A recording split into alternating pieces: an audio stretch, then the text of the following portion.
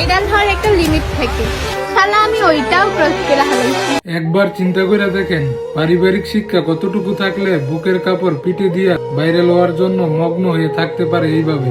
দেখেন কি একটা সময় আসলো, ওদের ভিতরে চ্যানেল বলতে কোনো জিনিসই আমি দেখতে পাই না, কিন্তু ওদের ভিডিওতে লাইক ভিউ আসে হাজার হাজার।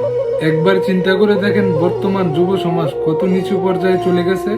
বুকের কাপড় পিঠে মিলিয়ন মিলিয়ন ভিউ, বুকের কাপড় পিঠে দিয়ে হাজার হাজার পোলাবানের মতামত পাইতে কার না ভালো লাগে। একটু ভিউজ ডাউন, তখনই কাপড়টি একটু নিচে নামাইলে আবার আইডি রিলস উঠে যাবে। এখন আমার মাথায় একটা জিনিসই ধরে না, পাবলিক এদের ভিতরে কি জিনিসটা দেখতে পায়, আবার ওদেরই নাকি হাজার হাজার ফ্যান।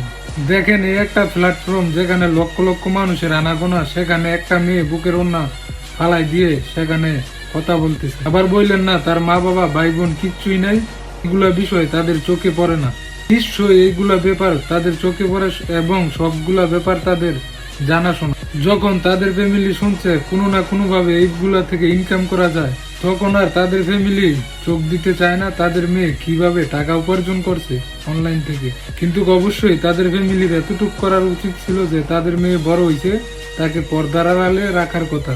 এখন আর পর্দার দরকার নেই, সবার মুখে মুখে উঠে গেছে, কিছুদিন পর থেকে টাকা ইনকাম করা শুরু হবে। এখন আমার কথা হলো, এসব মেয়েদেরকে বিয়ে করে গে যে মেয়েদেরকে নিয়ে হাজারো মানুষ হাজার ধরনের মন্তব্য করে রাখছে, এসব মেয়েদেরকে আপনাদের কি জীবন সঙ্গী করতে একটুও বিবেকে বাধা দেয় না, নাকি আপনাদের বিবেকটাকে নোংরা যুগ জামানের মধ্যে বিক্রি করে দিচ্ছেন? সত্যি এই কঠিন বিষয়গুলি নর্মাল ভাবে দেখার কারণে তো কিছুই না আমাদের মাঝে স্বাভাবিক হয়ে যাচ্ছে। যদি এইসব বিষয় আমাদের কাছে স্বাভাবিক মনে না হইতো, তাহলে এই মেয়েটা এত দূর পর্যন্ত আসতে পারতো না। এই মেয়েটার ফ্যামিলি এই মেয়েটারে এরকম ভাবে সবার সামনে প্রেজেন্ট হতে দিত। আসলে এইগুলার বিষয়ে আমাদের কাছে কিছু মনে হয় না, কারণে এইগুলার প্রচলন দিন দিন বেড়েই চলছে। মেয়েটির বড় ভাই নেই, বাবা আছে, তার দৃষ্টি আকর্ষণ করে বলছি, আঙ্কেল আপনার মেয়ে কি করতেছে একটু হইলেও আপনার নজর রাখা উচিত। আপনার মেয়েকে নিয়ে কত মানুষ কত কথা বলছে, আপনার মেয়েকে নিয়ে কত মানুষ রং তামাশা করছে। আপনার মেয়ের মান সম্মান কি এতটাই সস্তা আর এইগুলো আপনি নর্মাল বিষয় ভাবে নিচ্ছেন? মোটেই কিন্তু নয়। আপনি একজন বাবা হিসাবে আপনার কর্তব্য এরকমটা আশা করি না।